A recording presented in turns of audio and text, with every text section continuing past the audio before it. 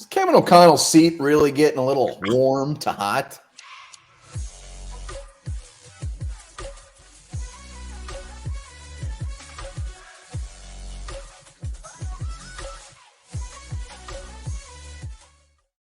Welcome back to Onebar and Lupagus Show. I'm Onebar with Lupagus. A lot of chatter out there, even some odds being dropped as far as Kevin O'Connell's hot seat potentially getting fired. We're going to be talking about that. Before we do that, Underdog Fantasy, hit it up. We are in week 4, and it is proven to be one of the easiest fantasy app out there. And each new sign-uppy.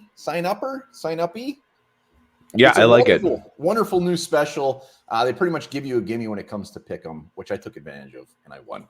Yeah, use that promo code SKULL. If you haven't done it yet, shame on you. It is fantastic. I love it. I was a big winner last week, and I'm looking to be a big winner again this week. You may not be a winner in life, but you're a winner with Underdog, and they match up to your first 100 bones. So do it. Promo code SKULL. Make sure to put that in. Helps us as well. Kevin O'Connell, 3 games in after like the best season the Vikings have pretty much ever had. His seat's hot. Everybody's saying fire the man, and they put odds. Here's the odds. Yeah, there's the odds.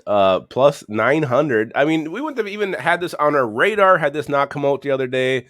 But this is what happens when you're 0-3. Shit like this starts getting dropped. And we could talk to all the names on this list, or I'm not sure how you want to go about this, but KOC on there. Wow. So as of now, he's the fourth on the list. But the big thing is, look at these names on the list. How dare they put our fearless leader with Josh McDaniels and Matt Eberflus and Brandon Staley. By the way, this is disgusting. I hate everything about it. Yeah, it's a little bit wild to me. And to me, this just makes no sense. You're talking about rebuilding this team, rebuilding this roster, potentially next year, really doing a bigger teardown with Kirk Cousins going with a rookie quarterback. You can't restart at the coaching position. You're just going to set yourself back another 3-4 years if you do that. So, no, this isn't going to happen. You mentioned it. 13-4 last year. 0-3, yes, it sucks.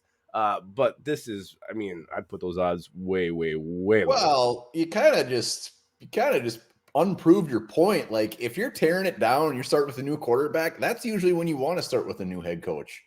But you already got all these guys here, all these pieces here. You started rebuilding this culture that was already, shell-shocked and, like, scared to walk through the hallway because of what Mike Zimmer did. You're making progress there. To bring in a new face, I think you take that whole thing down and you're starting from scratch. So I think the only way this has any legs, if this was ever to happen, if this things just start getting worse and he starts losing the team this year, if he loses the team, there's guys fighting, things are getting ugly on the sidelines. That's the only point where I think, a move would be made.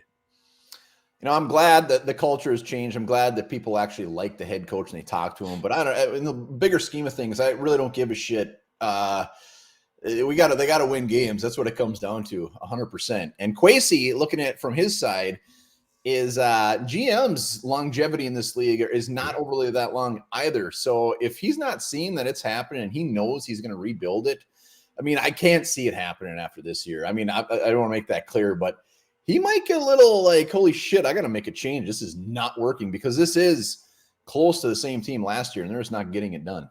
I also think these guys are kind of a package deal. I mean, they came in together. KOC was Kwesi's man. So I wouldn't be surprised if they'd made a move. Ownership just got rid of both of them and went in a 100% different direction.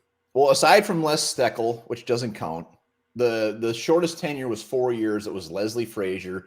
Brad Childress was here for a handful of years. We know Zimmer was here. With Ziggy, since the Wilfs have been in the picture, Leslie Frazier was the shortest. And it's interesting. It's going to be interesting to see how long their leash is as they get older and they want a Super Bowl. They might get a little more trigger happy.